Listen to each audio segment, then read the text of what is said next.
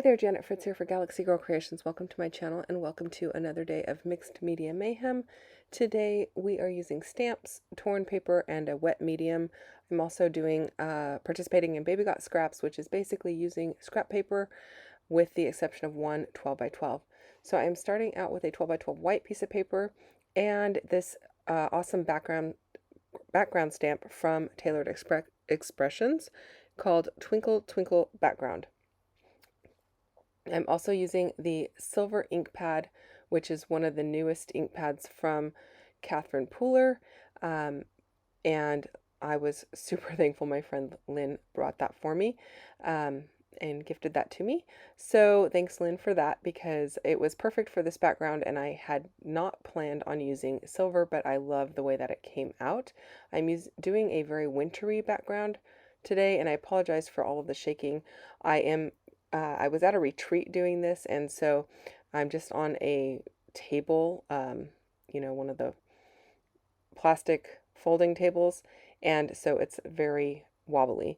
I am using some ink or some watercolor from Shimmerz paints. I'm using Thunderstorm, Sky's the Limit, and Frosty's Buns. Thunderstorm is the grayish one there, Frosty's Buns is the blue, and then Sky's the Limit is a bit periwinkle.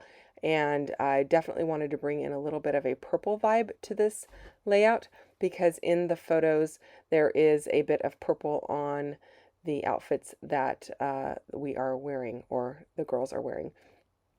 So I am going to be doing a couple of sledding photos, and I have scrapbooked these before, but I scrapbooked them and put them in my album. These are actually going in one of the girls' albums that I take care of, and definitely wanted to make sure I documented that for her because I have some great video footage of her sledding down the hill on her own. And then I've got one of the three of us, I think, on the sled together that my husband shot. And so I do want to do a QR code for this particular layout so that it'll have the QR code, which you could her family will be able to scan with their phones, and it will link to that video. So I think that's a lot of fun, and if you're interested in doing that, I do have a video on how to do that. I can link that down below. I will try to link the products that I'm using down below as well. So I am splattering a bunch of that Sky's the Limit in the purple over the layout, and then I used the blue and the gray on the background. I'm using a stencil from, I think this is from Echo Park, and I don't believe it's available anymore. So it's just a snowflake stencil with a little bit larger snowflakes on it.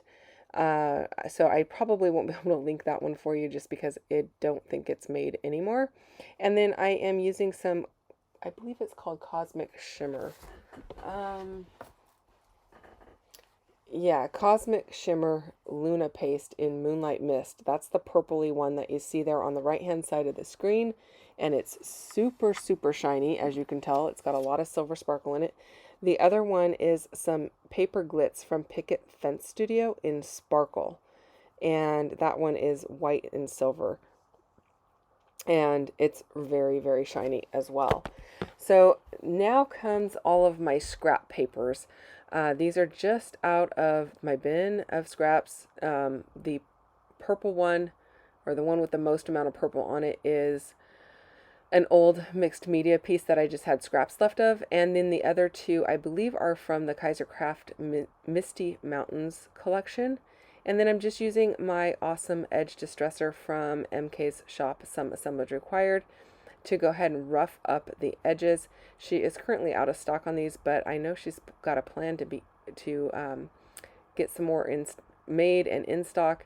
But they are the best edge distressors I've used. They're so easy to hold because they're large in size and a bit chunky. Not too chunky, but chunky enough to get a good grip on. And then the little indentations where you stick the paper are pretty deep, so it's really easy to just kind of go back and forth on your paper and not have it slip out of that little indentation or groove where the blade rests. And that is a big problem that I've had with the really small ones that are, I don't know, maybe a little bit bigger than a quarter. They just slip right out, and then you don't really get any edge distressed. It's just kind of a pain, and they're really hard to hold on to. Anyway, I'll put a link down below for it as well. It'll probably say sold out on it, but if you go put your name in that you're interested in it, it will let her know, and then when she gets them in stock, you should get a notification that she's got them in stock again.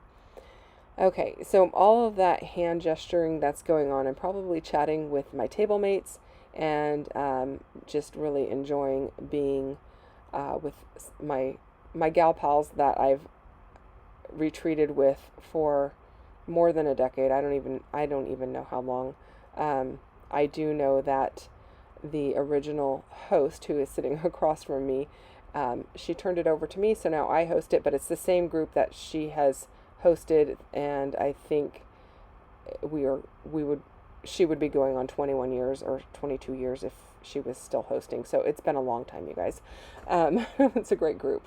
Anyway, I'm going to rough up these edges, and I am going to tuck a couple of these pieces of paper in to bring a little bit of the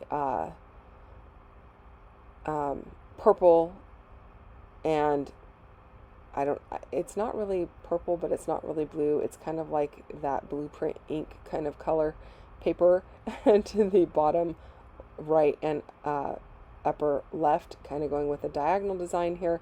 And I believe we had paper tearing as one of our recipes. I've already used a wet medium, and I think paper scraps was the other one. Oh my goodness, I can't even remember, and it was only 5 minutes ago that I told you what it was. And so in order to get that torn paper in there, I am going to tear up those edges. Anyway, I really like the way that this ends up looking, but obviously I am not in my right mind, because as I am putting these on, I totally put them on, I don't want to say upside down, on the wrong side of the paper. So I want a purple sliver and the blue sliver, and so it took me a couple of tries, because when it was upside down, I just was putting the same piece the wrong way. Oh my gosh, I can't even tell you how I'm doing it, but yeah. The struggle was real, you guys. This also happens to me when I am chatting with someone else and not paying really close attention to what I'm doing. So it wasn't just because I couldn't figure it out. I was otherwise entertained. I'm probably sitting here talking to somebody as I'm thinking about what I'm putting down, and very distracted. Distracted scrapbooking is what I'm going to call this. So, but a welcome distraction, because I really just needed that time with my friends. It's been kind of a bit of a crazy last couple of months, and just being able to de-stress and not have to think about everything else was just nice. So I am going to go and use some of these chipboard pieces. These are also from MK's shop. They are Dusty Attic chipboard pieces, but I got them from MK's shop, and it's a great place to get them, because otherwise they're in Australia. And so these are Christmas postage pieces, and I am just applying some of that paper glaze right over the top using a sponge dauber. And I really like doing it that way, because I seem to get less in the grooves of the chipboard or the wood veneer or whatever I happen to be applying it to than when I use a paintbrush. Now, I did borrow some washi tape from one of my friends, and I applied some to a white piece of paper, and that's what that purple strip is that you see I'm putting through this Stampin' Up! Die cut machine. And I'm borrowing some dies from one of my other friends, because I packed really light for this trip. I didn't take any dies. I didn't take a die cutter. I only packed a few different mixed media products. So I just borrowed a lot of things from a lot of people, and they didn't seem to mind. So very blessed to have very giving friends. And I mean, not that a few strips of washi tape is going to put anybody in the hole or anything, but I thought that I just happened to be walking past her desk, and I saw the washi there, and I was like, oh my gosh, that is the prettiest shiniest purple. And so she happened to not be at her desk, and I went and found her, and I was like, do you care if I borrow it? And she's like, no, please. There's tons of it on the roll. So my title here is just Snowfun, and I'm actually going to use the offcut as well and tuck it in up here at the top. I really wanted to put the title up here at the top, but it just blended in too much with that purple mixed media piece. So I just tucked in a piece up there to bring that reflective purple right up to the top, and I really like how that looks. Now, while I go ahead and adhere this down, I want to remind you there are a bunch of people playing along with Mixed Media Mayhem, and I don't have links down below. We kind of quit doing the links because not all of the same people play every week, but we do have a Facebook group called Mixed Media Mayhem Scrapbooking that you can go and join and see all of the inspiration and layouts that are done using that inspiration. So the inspiration pieces are in the albums. There is an album for each week, and then people are posting in the group anything that they make using the recipe or the inspiration piece that we chose for that week. So that's how you go and play along with Mixed Media Mayhem. Baby Got Scraps, I will have a link down below, or not a link, a list of links down below to the people who are playing along this month. And I don't know that they have videos every single day, but you can go and check out their channels and get a lot of inspiration for how to use your scrap papers. Get them out of your scrap bin and onto a page. So check that out as well. These snowflakes were cut on another friend's Cricut at a prior retreat, and I used these last spring on layouts documenting the same trip. So I wanted to go ahead and use a few more of them to bring in a little more continuity between some of the pages that are in her album. And then one of my other friends, Janie, had gifted me some fiber, and this silver fiber is out of the pack that she brought to the retreat for me. And I'm going to put a little bit of that at the top of the photo. I did think about putting it up top here, but it doesn't make it up top.